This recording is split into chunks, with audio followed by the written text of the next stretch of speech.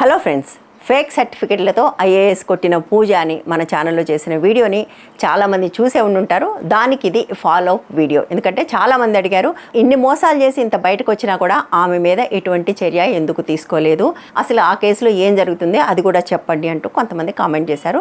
So అందుకోసమే ఈ video చేస్తున్నాను.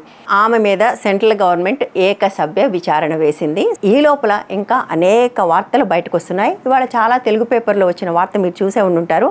ఆమె డిజబిలిటీ కోసం ఇన్కమ్ సర్టిఫికేట్ కోసం పెట్టిన రేషన్ కార్డు నకిలీ అని, దాంట్లో ఉన్న అడ్రస్ కూడా నకిలీ అని ఇప్పుడు కొత్తగా బయటకు వచ్చింది.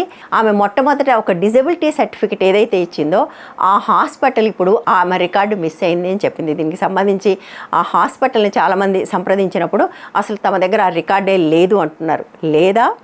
లేకుండా చేశారా, మాయం చేశారా? మనందరికీ తెలుసు కదా, ఏదైనా బయటకు రాగానే సడన్గా కొన్ని పేజీలు, కొన్ని రిపోర్ట్స్, కొన్ని రికార్డ్స్ మాయమైపోతాయి కదా, అక్కడ అట్లా ఆ రికార్డు మాయమైంది.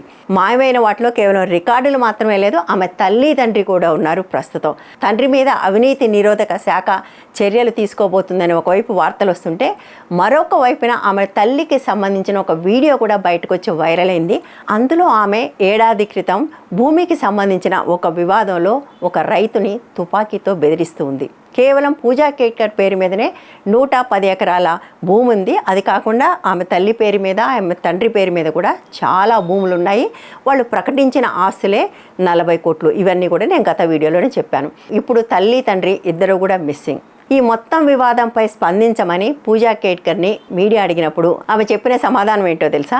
ఈ విషయం మీద స్పందించడానికి ఐఏఎస్ రూల్స్ ఒప్పుకోవు అని. ప్రతి రూల్ని మ్యానిపులేట్ చేసి ఐఏఎస్ కావచ్చు, కానీ దీని మీద స్పందించమంటే మాత్రం ఐఏఎస్ రూల్స్ ఒప్పుకోవట. సడన్గా రూల్స్ మీద ఎంత ప్రేమో చూసారా? అయితే ఇది కేవలం పూజా కేట్కర్ కేసు ఒకటే కాదు, ఇటువంటి కేసులు దేశంలో ఇంకా చాలా ఉన్నాయి. ఒక్కొక్కటి బయటకు వస్తున్నాయి. ఆ బయటకు వస్తున్న మరికొన్ని కేసుల గురించి కూడా నేను మరో వీడియోలో చెప్తాను. సో ఛానల్ని సబ్స్క్రైబ్ చేయండి, ఛానల్ని ఫాలో అవ్వండి.